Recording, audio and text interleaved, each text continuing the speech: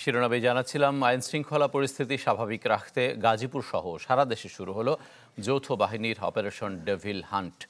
সকালে স্বরাষ্ট্র মন্ত্রণালয়ে আইন শৃঙ্খলা বাহিনীগুলোর সভায় এই সিদ্ধান্ত নেওয়া হয়েছে। এদিকে গাজীপুর মেট্রোপলিটন পুলিশ কমিশনার জানিয়েছেন, এরই মধ্যে 16 জনকে গ্রেফতার করা হয়েছে। অন্য আসামিদের গ্রেফতার করতে চলছে অভিযান। গেল রাতে গাজীপুরে আওয়ামী লীগ নেতা ও সাবেক মুক্তিযুদ্ধ বিষয়ক মন্ত্রী আ.ক.ম মোজাম্মেল হকের বাড়িতে হামলা, ছাত্র জনতার উপর পাল্টা হামলার ঘটনায় নাজুক হয়ে পড়ে আইন শৃঙ্খলা পরিস্থিতি। স্বরাষ্ট্র মন্ত্রণালয় সিদ্ধান্ত নিয়েছে সারা দেশব্যাপী এই আওয়ামী ফ্যাসিবাদকে দমন করার জন্য অপারেশন ডেভিল হান্ট নামে একটি অপারেশন চালু হবে, যার মাধ্যমে আওয়ামী ফ্যাসিবাদকে এই দেশ থেকে উৎখাত করা হবে।